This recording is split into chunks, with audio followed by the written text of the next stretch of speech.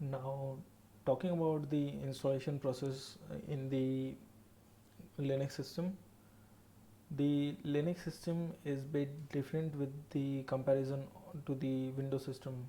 So, if we talk about the installation, we um, first we need the software package to install. So I'm going to install two softwares. There is first software known as a Google Chrome. Yes, Google Chrome. You can see that Firefox has been default installed in the Linux environment, but we want Chrome, so we will go on the Chrome website, Google Chrome, download Chrome, and from here for Debian/Ubuntu or else the .rpm for Fedora or the OpenSUSE. So 64-bit .deb for Debian and Ubuntu. So save files and OK, and it will start downloading the file. Once the file has been started downloading, you can see the download has been finished. Go on terminal, type cd home ashu downloads, because that's the folder where this file has been downloaded. Copy the name dpkg-i. If somebody thinks like hey, you clicked and use your mouse, this has been GUI. No, so in that case scenario I can do is dpkg-i Google, and I will hit a tab. After hitting tab, it will complete that um, whole file name with something matching with that file name. So hit enter and you will see the installation process has been begin. And there we go. So if we type here Google Chrome stable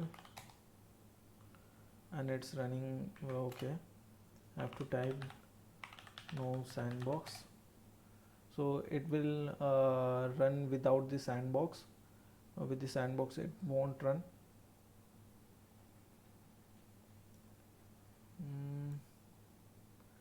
Taking too much time.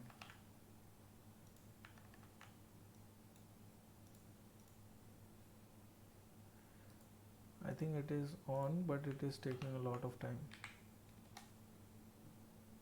Yeah, there it is. Yes, this is it.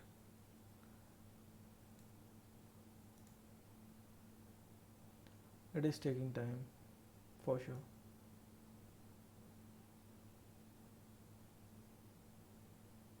Yeah, it is coming up.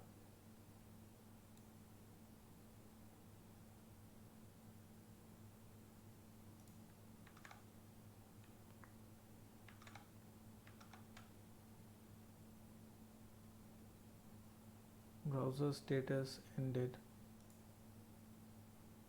Connecting to bus, do not pass server.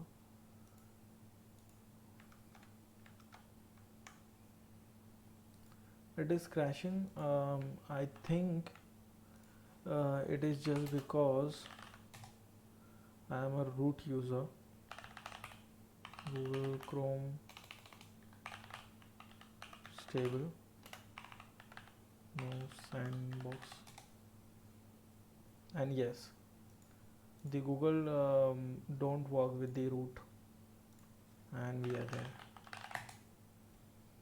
because root is a highly privileged level of user, and I think the Linux don't allow Google to get that level of privilege access with the root user, so that might be the case.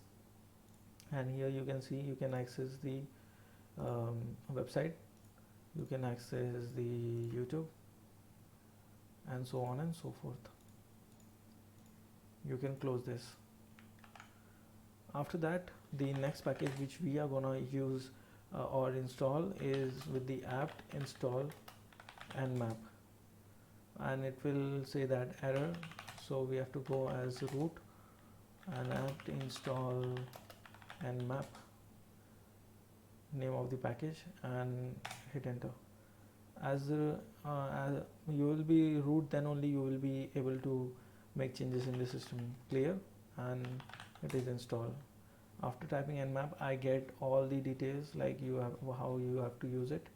So nmap, name of the IP, and it will scan it. Nmap is a network mapper that will scan the ports. So here are the ports which are running and open on this particular IP. This is my IP. Okay, this is my IP. This is my private IP. That's the reason. So this were the two types how you can download. If you know the exact package name, as I was knowing, that is nmap. So I typed there apt install name of the package, and if you don't know the package name, then you can go on that website and download the .deb for Debian. And if you are using like OpenSUSE and or Fedora, CentOS, Red Hat, then you have to use the .rpm package for that all operating system. Mostly you will be using in your science, data science or other all classes the Ubuntu, because Ubuntu is much more smoother experience to get started, because once you start using the OpenSUSE and Fedora or the CentOS, you will get to know that how fuzzy or clumsy they are. So that's all for this video, and this will be the second last video, and I will be also making a last video of finishing up. So thank you for watching this video. I hope you have learned a long way around, and you are having you will be thinking about a worth mindset of having this course. Thank you for giving me your precious time. Have a nice day.